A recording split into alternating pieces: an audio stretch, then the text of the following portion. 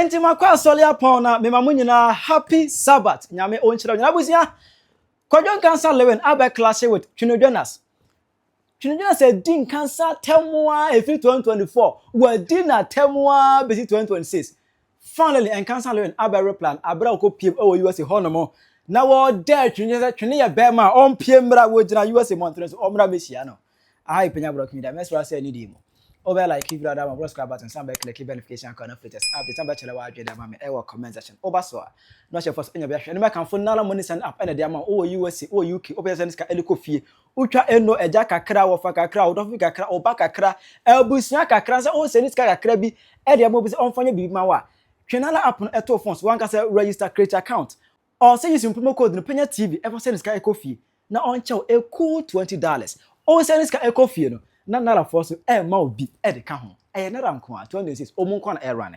Now let's go to the story. Abusia here there was a small beef between Twene Jonas and Kwadwo Nkansah Lilwin, but now Lilwin I said on give attention to that beef no na afei na say Nkansah Lilwin say beef no na ehia no ma me fa nko akire obeka ye 2024 ni mu May 2024 ana Kwadwo Nkansah Lilwin eba say obe premier the movie a country called Ghana ewo Kumase Emma na oye promotion for that program no it don on the car enam Emma fofi antwata or the car no konya accident Emma akura bi ewu kura wo that accident ni mu Emma ho nsem ebe buburuja ewo Ghana hademo that aye na ba ye no Twene Jonas ebe gina so ebe bona ntire Kwadwo Nkansah Lilwin tan asia why movie anya sika hia ni ba mobroni wa ba wakoto ka to buase unim se Ghana kwanye Jimmy what the IGP ka ko fa ne kwashem on 3 months wa kum nipa obi nkum nipa nanti free ayam kwase asem eno ye star ntidian wo ye star ntidian sa kwasia no se oye Lilwin PRO nkana manma memeka automatic lane departure enie ka na Nkansah control steer na me na so no eno and obi cross me automatic eno abo break gina and your friend automatic emergency brake. What you say? Eno ewo Mercedes Benz eno nkyere say fa car no kofa hu eno no kura no say am nkwasia C300 entry level na bi nim from E series any S class nkwa na biwom sa nkwasia car na wutim na bi nim memeti the most expensive luxury Netflix nyina o car no Netflix nyina me hwe movies direct Netflix wom Ojan my back Netflix when me share all the latest movies in my Mercedes any mami nyi bi nchira any movies na ahwe no ofui me kura ma bre me ho ase me share all the most expensive movies all the Netflix movies nyina me hwe o kanum right here. I'm enjoying being rich ka bia o wiase bia me obi ka bia o wiase bia me obi Ghana ni bia ni wa ba wiase o skache the almighty, and so I humble myself. Do you understand what I'm saying? Baomiana da dia so fo kire ni nyansa no Ghana fo nyina ba kire mu nyansa asiafo mu wasika mu wasika mu de akọ sisi ya da pampas mu wasika mu de te private jet bro no mu wasika mu de sisi daima akufo ado aboa ko mampo kosi fie ma etwe se makodi 30 years ago mi si fie na da dia so fo yufu nya adwuma nje on be stop Baomia no ujimi amema Ghana fo pampi before nyina Mudiampa munyimi wo mupama mukosi school dai amwa you think it's a joke asiafo mutimi amagana fo abuka abua pipi fo nyina imo ajimi wo de obi pome yan pipi sam asiafo am enjoy being rich obo obi krom no abeye abua me ba me site be ha me fie bi and me na neighbor na me say na I gotta bring warm up na me press mo an kakra I live lazy comfortability Emma no no Twene esa back ebe bobo na dwekire the media outlet the TV stations and the radio say adentin and cancer car ekun obi na omunkan wasem Twene ebe bo attack eko omo so we may go straight forward to Ghana media for kwasia for mo report case asi Kwadwo Nkansah Lilwin kwasia mpanyini ani apotwe se kwaku ani be ma fun tantantan e de car konya accident some condemn ni say ni kwasia speed no my Jimmy now stand ntimi nka no enkwasiafo Kwadwo Nkansah Lilwin or you crashing your illiterate Too much. I say greetings, master. Thank you. Of course, we are in the greatest year of all time. New York City, baby. Kwadwo Nkansah Lilwin, kwasia. Next time. Ukwaye nkwasia movie be friends I country Ghana said ade okwase Nigeria for buy amata nkama kwasia ba so koye movie na jiska wan kwa jimi na ya de sika nyina ma Nigeria for sa movie no ko premier on kranya kwansi bi kakra na no ho 10 fa sa de ka ekobufa nipa so amakomu kokum nipa kwa na nkwasia for ema anu achi no 2025 ni mu Kwadwo Nkansah Lilwin eba say yes kwakumenu asidan a whole lot of issue ema Nkansah ebe pass a comment on that ema mfa kasa say Nkansah na ni break kwakumenu a whole lot of issue ema no so kra no Jonas ebe gina so esa keka bi kira Nkansah ene kwakumenu efie ya wasi Kwadwo Nkansah Lilwin Jimmy usu ani breni suanyansa wo wonya akra Kwadwo Nkansah usi movie mu enye ne wo ye star wo ni oni ajaku mu na etipan Kwadwo Nkansah kwakumenu kra wo soro che no Ghana for na mpene kurenti a Kwakumenu kura Kwadwo Nkansah wo soro che no enti Jimmy Kwakumenu atimi asi isle ko nan ya wo ese utimi si times 5 enti wo be mu ani adawa mu ani na wona gya nkwase ade no abrante na ya ade na anu ya na obade adwumadi no ana otie Twene Jonas afutuo me Kwakumenu minu ya no me fie ni ana ni fie ni nu ya fela man oba me ho me ye movie bia oba me ho onante na ye ba onfroka oh, and so warm up, there's no favoritism. Never fire, so unsuyansa. Because Obam Faso Bianis, Unya 2 free free man, Bema for fraud in the Kushima, Bema no Kaino. I say, okay, but Nkansah, Emma, there was a conversation now, Obi reported Captain Smart, Emma, Twene Jonas as a Captain Smart, just say, what call you Obi, and your mono, Emma was asking about inquire abortion, 80 Twene Nkansah, Emma, Twene address a crown, or say, I'll call kick a bit to the Kwadwo Nkansah, a woman. Bibini ni paboni ni o Captain Smarta ne ho asem ba 3 days pe no o ma kofa ne audio di abram se me bo audio no me mo audio no ma mo yesen na be bo audio si wa kodi obi be ma wo kotie wa obana ne ene ne ho akono adi na eden ya ai nipa ne popular TV so ne de e ma na be pe no by force enti si wono akwa kodi obi a onye sofo enti me be fire na Faso biya ni so nti mesramo say Captain Smart ani audio modi aba oni oba planning abortion no me de metimi aka che Captain Smart ne say wo de on pe abaya no na se fia na no pe na o ma abaya ni nkipu akura no ene Kwadwo Nkansah Lilwin ne ma me won na ne ho tantantan onyini ye kura o si wa ye kura no ho nya akono and so ko hemanhia wasi di amane maame Hey, Emma there was a story now it was between a fierce nigga and Kwadwo Nkansah Lilwin I am no a fear ekase even there was a time cry no na ono na man Nkansah ska ereto no ho I say Emma no Twene esa begina so ebobo na adwen kire Kwadwo Nkansah Lilwin tie mi ye Amse fufufuno se ona na efidu tie mi ye bre ho ase na de wo ye no emwawo kwase mpanyini na odi na chi na awokonto kwama no onim se oye kronfo munyina na mo ya kronfo no munyina na mbo krono no adom che edua Yesu bia nka nche no so bolo 1 cedi no oton 1 billion 2 billion munyina mo ya kronfo oni agrada di also adom che edua kwase mpanyini oni agrada difference wan oh enti minim se azana oye na o ma uskani bidi ntina da bia no agimi na o ba beta na chi na mo be se Lilwin fa bi fianyansa na agimi no Emma after say 2004 no Lilwin accident and some na ba ye no obetwa anwom as anwom no se emunsem no aya akutiabo che se aya akutia Emma se betwa anwom kra ma Philadelphia asafo no Emma utie wa se o de bo amanfo akutia se ase odno akodom adom tiedua ana manfo ka wasem etene ne onya ye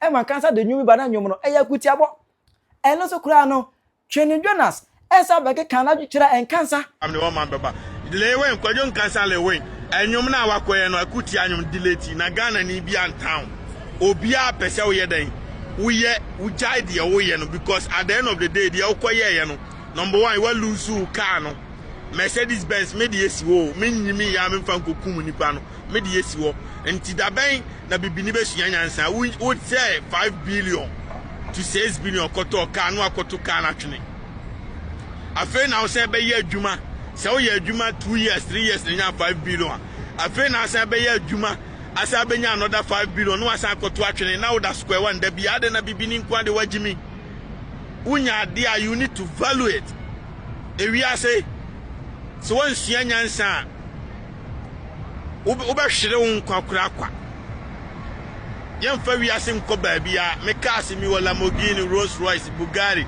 enya na me srawo wo ye young boy eni kwasiampanyi oluman na chi na on part-time for maw adum chedua no owo na tamfo a wo no you don't need to call a tamfo for yourself we entertainer NDC ni po asem MPP ni po asem CPP ni po asem Aikramoni po asem Asorko ni po asem and you don't need to call enemies for yourself.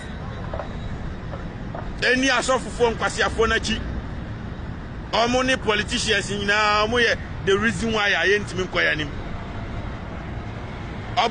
obofo kwasiampa nyina osai ade na anu a waya azan aye fake miracle waye ya wie no wabetena odi omo nyina terms ono omo nyina ya azan obia ni wa waye miracle wo Ghana wa no kura ni nyina fake.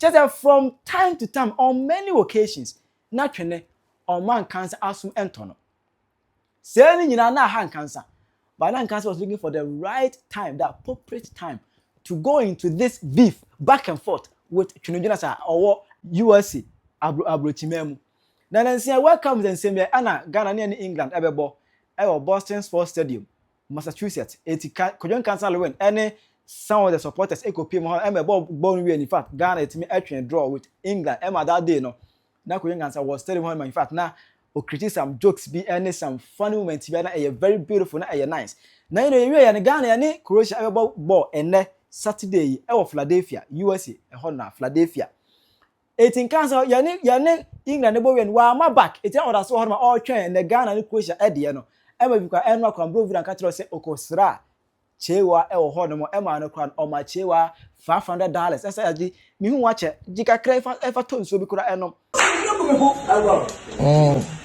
me ba se mo ba mommy aha mesro wache mwati e bomb se mi yakum mutu se menye sika wo akwa na man oh bon nti e bedu ya no ye na ya hu ma me legend mi ti me nkonya wache mi se me de ekwe hu wache il va faire de ces photos. Abro. Yeah, moi son mo.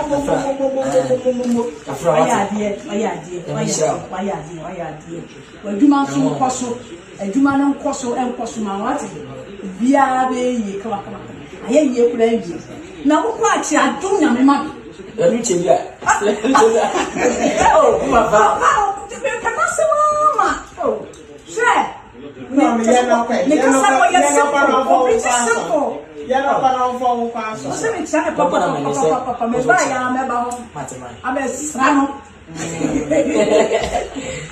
Ma na bi me ka se scan is na scan is say $500 enye sika kuma o yerba Ghana sika mu a 55 million ecosystem million na wo yesi afiwe mu no sika ade ama for kula yesai sika wo fura kuma mu di ache obi anya adwuma ma o no atu botom aka 50 million de ama na osusa say na wo di ache I say, yes, and Nkansah now about home. Na enrano. O free chair wa hono mo airbar is on street ne so and some of the Ghanaian supporters maybe twimo mo e street na and what kai say there's one person who hano mo only mo beef Twene Jonas and Nkansah kai and hono and Nkansah yeah this particular video about life and hono or send a strong message way Edema Twene Jonas Bijna Town Square Chutupian millionaire Bemoha. I'll beat you. Jonas, we are Bama Utopia. Twene Jonas. Ghana, anywhere Ghana ni. What my time say na matwa. When you Bama. O timpo he Ghana bo e America. Nema ba America Twene Jonas. Osu ya Bama abra Ghana. Neba asa kofie Usia Bama, Bragana, Nasabraha, and Kabato Samia. Jonas Bijna Gas and Kwakrum. See, here. The Fat Town Square, American New York City. Ahana Masada. Ayana Masada. Twene Jonas, Ayana Masada. Uya Bama. Twene Jonas, Uya Bama. Yay, Ani Aba America. Yatwa Uya Bama, you Tibraha. Now we are to Ghana. You two are Ghana. Let's go, Ghana. Yeah, Ghana. Ghana win. City. Town Square now change our name. Where Bama. Ompia Bantri Shamba Hanum. Twene Jonas ya Bama. Bijna grass and Kwa Krum. Twene Jonas ya Bama. What you matamsa and Bijna America Town Square, New York City. Where Bama. Ompia me show Town Square Hanu. Near Bama. Where Ghana ni F2 Hebonibi. Obasia. Ontimi. Obasia Ontimi. Twene Jonas ya Bama. Where Bama. Bijna America Town Square, New York City. Omi show Hanu. That we see the power of the man. We see the power of the man. We see the power of the man. Twene Jonas when you Bama. Twene Jonas when you Bama. Bijna grass and Kwakrum. Where Bama when you team and show her. Who is who? Who is the man? Yeah, we in Croatia Saturday no. Na me meet Twene Jonas.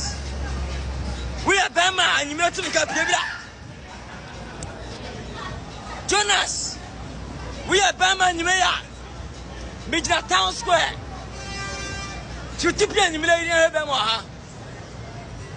I'll beat you. Jonas, we are Bama Utopia. Twene Jonas. Ghana and you are Ghana ni. What my thumbs are and I'm a 12. When you Bama. Ontimpo Ghana about America. Nema ba America Twene Jonas. Osu Bama Bragana. Neba asa kofie. Osu Bama Bragana na sabraha. Akaba to Samia.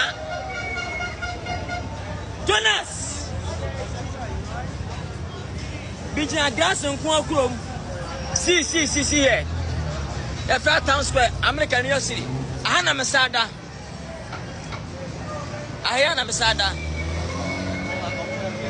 Twene Jonas, Ayana Masada.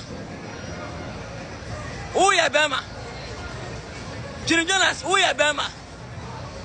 Yay, Ani Aba America. Yatwa Uya Bama, you Tibraha. Now we are to Ghana. You two are Ghana. Let's go, Ghana. Na anso wa oza kwadu fie no ene ne onya abotre tena ase e wo US Montane so wo tena ase ene ho no wo za bedwa ensemu afei Twene Jonas wadi matam sa menemo kasai bifigana aba America be bia meda aye New York City ye for Town Square hana na ojira e video no gas nkwa Fitimwa maboni dia na so mehu no ontimi hia me we bema o hia me utame da wa haso no ontimi na ne boden wontimi amaso na me ko Ghana we bema on so mla Ghana no sa mla America me fi Ghana aba America me sa ko Ghana on so bema on fi America emla Ghana sa mla America we Ghana ni we bema so a o me hia Philadelphia Philly coming Saturday match no omega afi who is a man who say man no day my day papa we day here papa who is coming who 1,000 a day here Twene Jonas mini watem mega sentiada na grass nkwa after grass nkwa no so eno na high sense nkwa bemot nkwa where from nkwa hwe baby am dani ni mo hwa de oba America no ameda ha wa ma area fra town square hana America da kese kese ni nyina egu hana akwana be train bobo dan no eni me da view me hotel ni onza oba America na wa meda New York City ana wan ko hata so ni kwini usika sam ofom twimberima eda ha Abudi Salam eda ha asafu pin eda ha be mi hunyanhui tuwa da bia ma mi hu shout out no wonna New York City hanom a now the outside New York City hanom de ni kwini usika sam ofom what you say yes etino Twene Jonas oba unity mpie eni what you say yes mo hwe anamda aja say yes et me nafa me go straight na pe street in the hono bia na me life no et mu amodo mu nua Twene Jonas no mu ya monto nkama na say the one man fighter, the serious guy, the best actor, the best comedian, the favorite actor in Ghana, in the world, in the Africa. I'll tell you about Maba America. Where Bema ene about 1 something, Ghana about 5 something. Where Bema omi show town square street in him. Twene Jonas ni fanjem. Jonah ye fanjem. Let's meet at town square street in him. Me ahera da within 1 minute when I tell street this year. Share me, open DM me, test me. If I see any our town square inside ha. Twene we are Ghana and soon to Ghana but over here them. Yaba you have life our stadium. Yaba be here Boston. Yahwe. Yes I go here Philadelphia. Any Croatia. We are Ghana and so Ghana yampa. We are Bema into Mudia. Share Philly Stadium. You go see what at the sea. My party, you dey hear what they hear. Mini Bema no. Jonas, mini Bema no. I'm the man. With Ghana, Abba America, Abba Ukuro, Abba Hudum, no Hudum, New York City. Shiame Twene Shiame Mabaha Mesako Ozu Bema Bragana Nesabla America Agabati we are Bema Yesho Philly near her match Agabati Twene Menono Mama for some bedi do atem Mama for some cassette yaw. It would seem and I want man, man, Kojawa, and Medimatim. Less. Now, one day, when internet in Ghana, with Ace and Bagana. Love you guys, okay? I love you guys. Coming Saturday, Ghana Black Stars. Attention, someone. Twene Jonas na wadi Lilwin sa fi 2024 2025 sa besina no afi na abrewa yipuma kwemu a Kwadwo Nkansah Lilwin abapna kire se wo ye bema ono Lilwin o US mountain so Twene enti enyini ti e wo ho no mo o ye bema wo ye bema onyini ti mpie no mo hwe street do so mu gamu ga ka be ko so e wo ho no mo but Twene akotete se wo nya bema wo ti enyini ti but yeah, try to say because I said Twene bekasa. Bobby Dwemu. And what is it? Until then, I PENYAH Media. Accra.